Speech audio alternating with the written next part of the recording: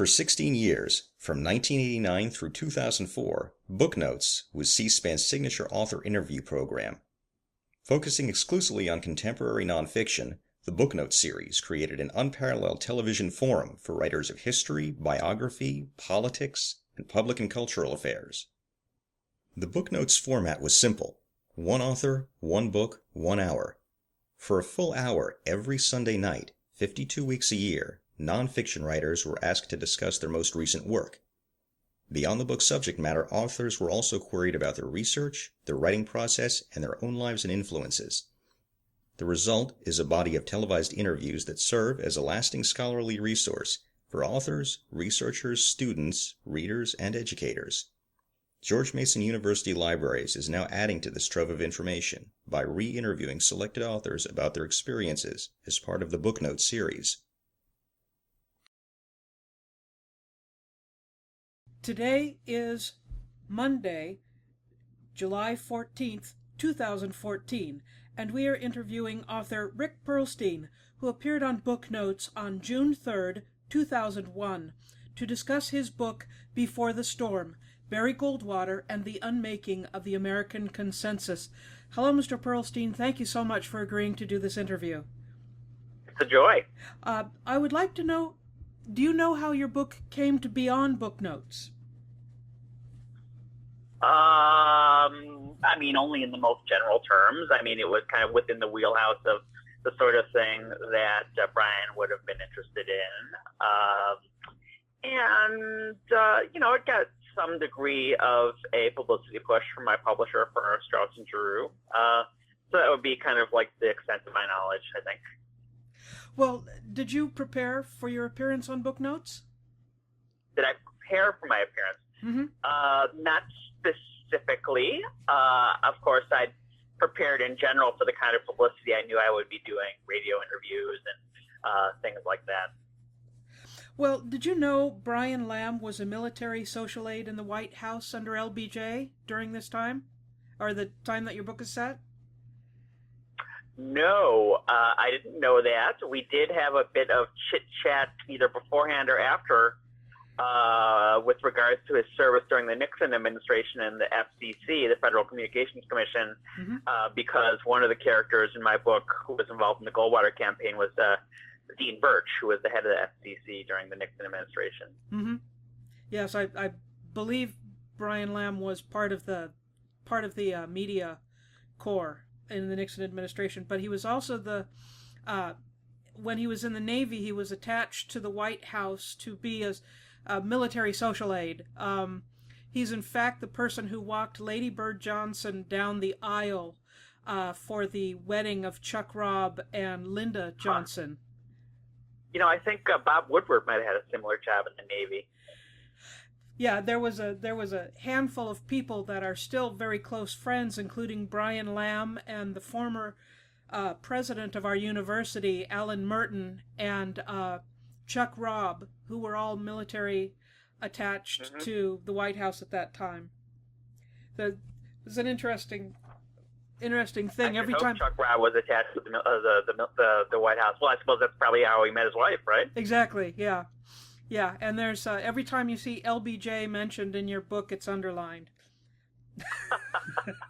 I would love to see that. We have a copy right here in our university, and we would love to have you come and take a look at it. Someday. Well, what do you remember most about your appearance on the program, and if you could describe your experience with the show? I think that the thing I remember most was the kind of warmth and ease that I felt around Brian. I was young at the time, barely 30 years old, not quite 31, and was not experienced. I think it was either my first TV appearance or certainly my first extended TV appearance.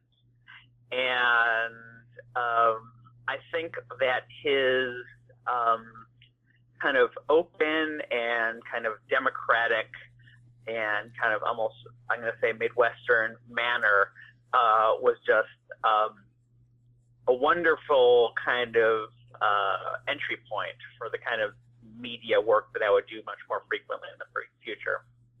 Now, I'm guessing you went on in later years to do plenty more television, but I'd like to ask you about Booknotes' hour-long format, that it differed greatly from most of the network television interviews, which lasted 3 minutes or less. I was astonished to watch it again this morning, and how much detail we went into. Well, what do you think are the benefits or drawbacks of this longer format for the author and for the viewer?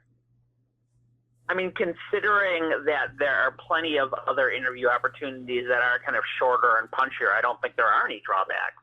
I think it's really important to have that sort of thing within the media ecology. The shorter stuff will take care of itself. I think the benefits are manifest. I mean, beyond sort of the wonderful, open, and kind of unjudgmental style that Brian has of interviewing, which we can talk about later, I think the advantage of our format in itself is just that kind of detail that you could go into. The richness, the expansiveness, I think that it invites a real kind of comfort on the part of the person being interviewed, that they know they're going to be able to get in all their points. I think a lot of stress that comes from doing media is exactly that. Am I going to have time to say all the things that I want to say? And that's beyond the danger that sort of the short kind of shallow interview represents for our kind of media ecology and our kind of citizenship. It's harder to address these complicated issues in a short amount of time. Sure. Of course, the interviews have gotten shorter and shorter. I remember in, I think, Making of the President in 1960, Teddy White said something like, the problem with television is that the interviews are only, 5 minutes long, and who can say anything important in 5 minutes? And of course, that's funny to us now, because now the interviews are 15 seconds long. Well, judging by the extensive marginalia in his books, it appears Mr. Lamb read them thoroughly before the interview. Do you find this to be normal for interviewers, and how does it change the interview experience? Well, my books are very long. Yep. Before the Storm is the shortest, I think the text is about 550 pages, and my most recent book has about 800 pages of text. So I imagine I'll be getting a lot of interviewers who aren't able to read them. Mm-hmm. And it's a great thing. I mean, you really can't underestimate the shallowness of a lot of people who are doing interviews these days. Mm-hmm. There's kind of a continuum from kind of commercial AM radio to the typical kind of local NPR host who usually does a great job within the constraints that they have, to Brian Lamb, and I would single out Terry Gross at NPR, mm-hmm. Who has the show NPR, A Fresh Air, as someone who, meets that standard. But right. Those are the only two I can think of who consistently read and study every book that they propound upon. Mm-hmm. Well, Mr. Lamb asked about an author's research and writing methods. Do you believe the reading public finds these details about the practice of writing interesting? And do you think other authors or publishers find them interesting? I know that readers find them interesting because that's what readers ask you about all the time. How do you write your book? How do you do your research? And the fact that, few other interviewers ask about that sort of thing is problematic. It's very charming. The openness and eagerness and interest that Brian had in those kinds of questions. And, that kind of earnestness really came through. He wanted to know how this thing came about. I think it's interesting to people because a lot of people think that they could possibly write a book. Mm-hmm. And, maybe some people, dove in and tried themselves, thanks to the kind of things they learned from those interviews. I mean, the famous Paris Review interview, which has been going on for decades, maybe 50 mm-hmm. years, maybe 60 years, in which famous authors talk frequently about their writing methods. I have a coffee table book by a photographer named Jill Kremens called The Writer's Desk, in which she kind of photographs writers at work. So it's a subject, I think, that is of perennial fascination to readers. Well, Mr. Lamb frequently asked his guests biographical questions. Did that surprise you? And is that generally different from most author interviews you have experienced? Well, it didn't surprise me because I was familiar with his interview style, but it was distinct. We, talked about my now former in-laws, who supported Barry Goldwater. He asked me where I was from. He asked me how I got interested in my subject. And again, it's just the kind of openness and earnestness with which he did that was so refreshing. There's a media scholar at NYU named Jay Rosen. For all I know, he might be on your interview list because he's written lots of books. And he says that the biggest problem with the media these days is what he calls the church of savvy. That kind of all the media pros are just very kind of snobbish and assume that their reader is kind of in on this kind of clubbish atmosphere. It's not a very democratic way of thinking about the public process. And Brian was just the opposite. He had this kind of eager curiosity about people and how they did what they did. I mean, I'm sure if he was interviewing people who were plumbers, he'd want to know how they became plumbers. Right? And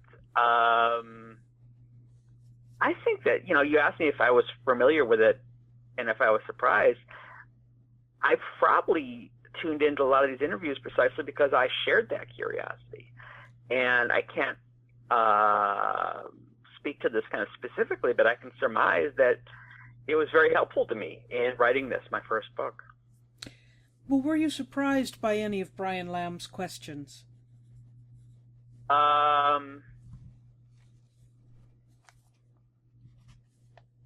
I think I was surprised with sort of the specificity with which he just kind of would drill down on a point that would seem quite marginal, and make something of it, make something interesting of it. What was the one that came to mind? Well, he spent a long time on my acknowledgments, right? So he kind of was a kind of like an archaeologist, kind of digging deep into, figuring out the layers of influence and the networks that kind of went into producing both kind of the writer and the writer's product.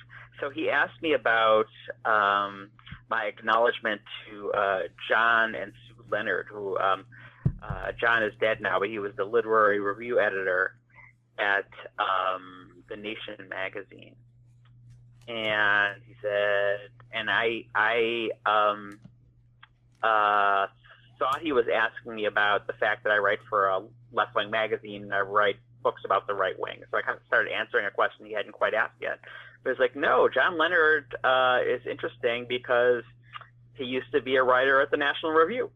And so we had this kind of conversation about the National Review and all the interesting writers who came out of there who weren't necessarily conservatives. And what it kind of said was it kind of showed this kind of depth of kind of erudition about the political literary world, and his ability to kind of pick up very kind of subtle details to kind of expound upon that erudition to a broader audience in a very accessible way. Mm-hmm. Well, your book had such a, for want of a better term, such a cast of characters. Mm-hmm. I mean, you really had to handle a lot of different people and their careers to get your story out. I mean, that's heavy lifting. Keeping them all straight. It'd be heavy if I didn't enjoy it so much. Well, did you watch Booknotes before or after your own interview? And if so, why? And did your experience of the show change your impression of it? Well, as I mentioned before, yes, I did watch it before, and I suspect that it was a kind of comforting way to kind of answer my own questions about whether I could do that, because I always had these kind of fantasies in the back of my head. He kind of comes across as, just kind of a friend and a guy who's on your side and a guy who's, not part of some kind of unaccountable elite. So I think that afterwards I probably just thought, oh, there's my friend. And lo and behold, we did become friends, and we exchanged all kinds of emails. And he would ask me questions about people, and I would alert him to interesting authors and things like that. So, afterwards I was just like, oh, there's my buddy Brian. And I would, see him at conferences and, see the CNN truck and see him wandering around. And he was just a really easy person to fall into conversation with. That's great. Well, for Booknotes, Mr. Lamb intentionally worked on a minimalist studio setting so that the viewer's focus would be entirely on the author being interviewed. This is very different from network TV, for example. Right. What do you think are the pluses or minuses of such an approach for the interviewee and for the viewer? Well, I suppose potentially there's a minus that the audience might kind of skip over it on the dial because there aren't those bells and whistles.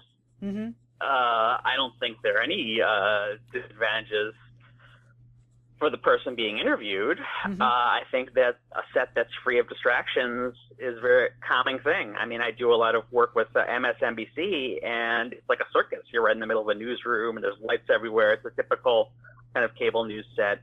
For the interviewer, I think it really focuses the interviewer too. This is serious business. Although I say it's a serious business, but of course, Brian also maintained a very light and friendly tone, so never somber. I think it was a great decision on his part. Booknotes series focused entirely on nonfiction books published between the late 1980s and 2004. What do you think might be the advantages of an 800-book collection with this focus? A nonfiction focus. Well, it's an archive of American history and American historians and American political discourse and those who think and write about it. I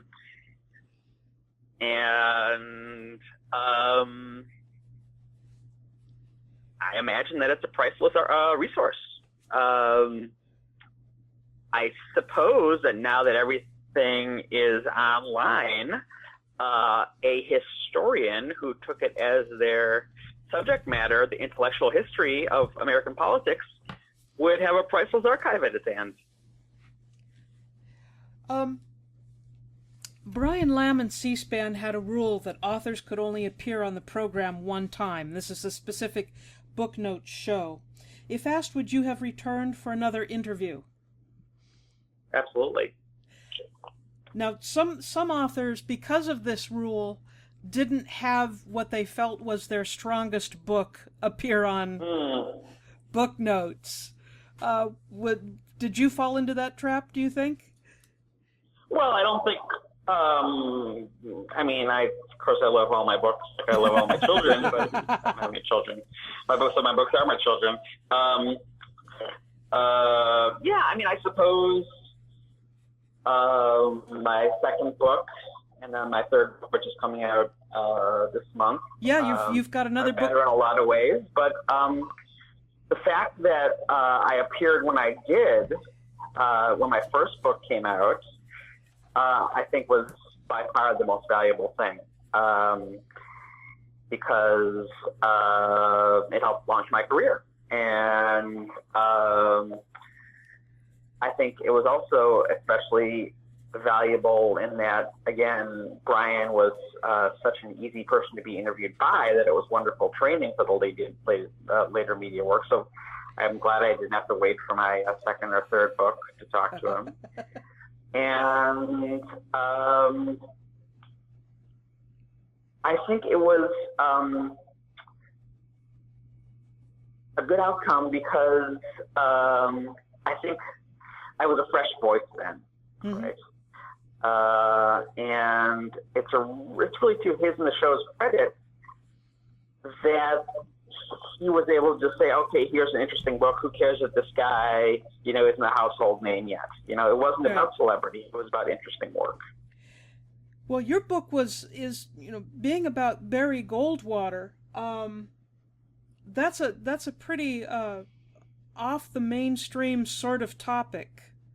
Do you think, or at least when you were writing in 2001? I think it was more off the mainstream then. I think one of the things my book did was help to kind of place the subject of the rise of the conservative movement in the 60s more into the mainstream. What do you think? What do you think about current politics now? Do you think your book reverberates at all in what we're seeing currently in politics? Well, I do. My book had an interesting afterlife in that in the 2003 and 2004 period, young liberal activists who sought to kind of increase their influence in the Democratic Party in the same way that young conservative activists increased their influence through Barry Goldwater and kind of took over the party from the ground up, took my book as an inspiration and almost kind of like a guidebook.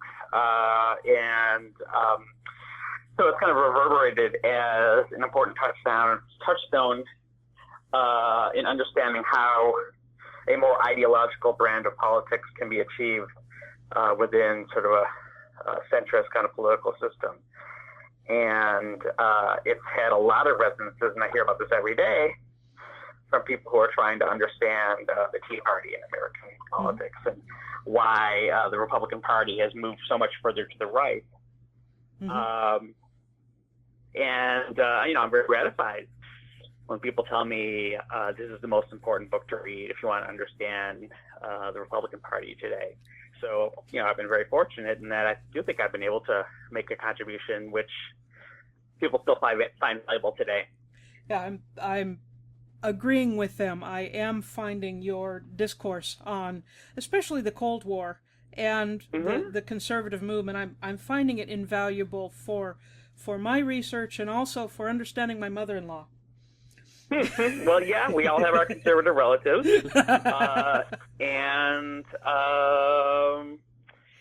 That's kind of what I try and do in my work is kind of explain Americans to each other. I'm a bit of a translator. We need that help.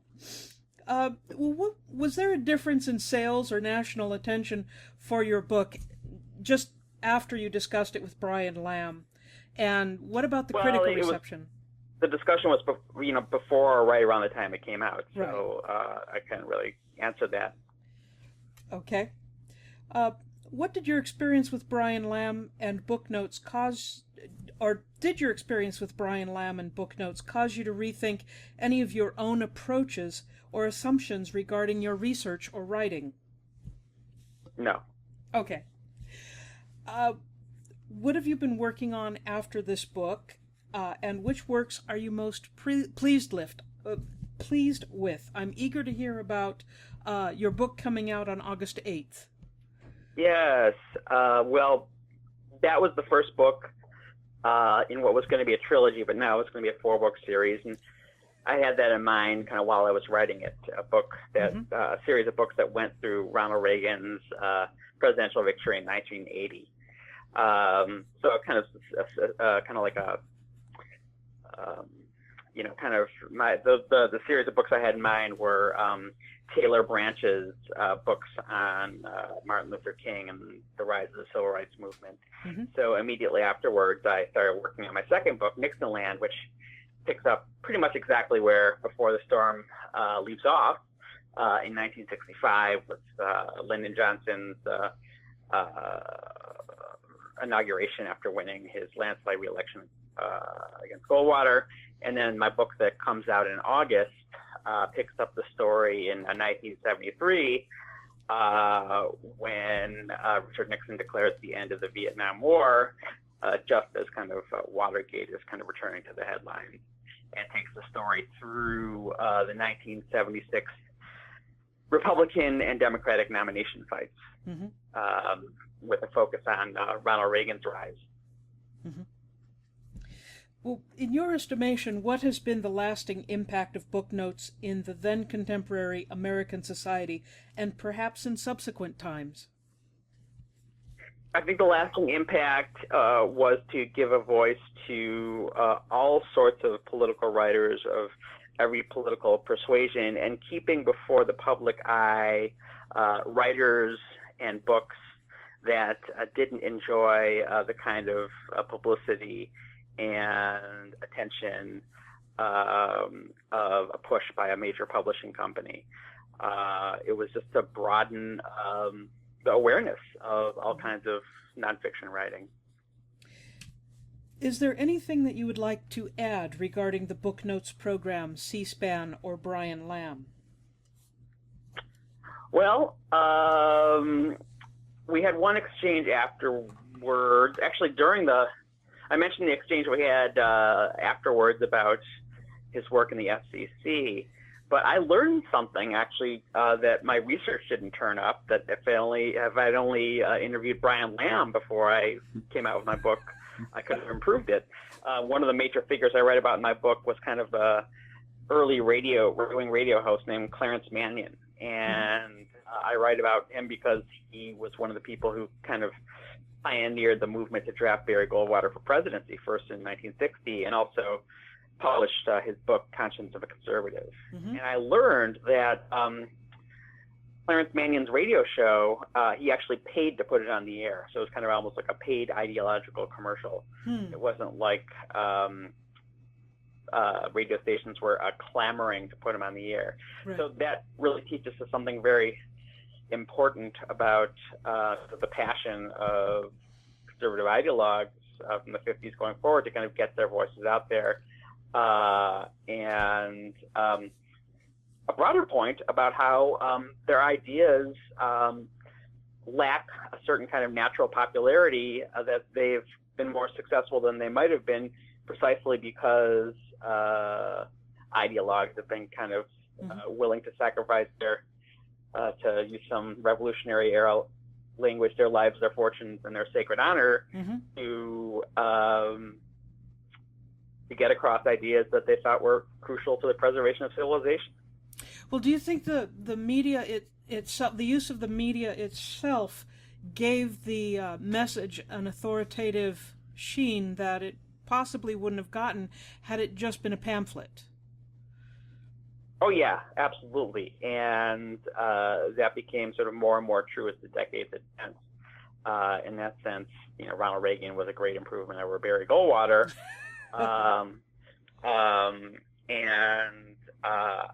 When I listened to his radio broadcast, because Ronald Reagan basically did what Clarence Mannion did. He had a kind of very short, kind of 5-minute radio show after he became governor, before he ran for president in '76, and then again before he ran for president in 1980, when he was actually an official candidate and he couldn't go on anymore because of the fairness doctrine. Right. Barry Goldwater substituted for him on the radio. And it was just really striking to hear Barry Goldwater saying the same things, the same kind of deliver the same ideological message, but with none of the kind of style and flair that Reagan had. Media was absolutely crucial to getting across the conservative message. Well, I have reached the end of my scripted questions, but I would like to close out with a formal thank you, Mr. Perlstein, for agreeing to do this oral history interview and for sharing with us your experiences on Booknotes. Thank you for the work that you guys are doing.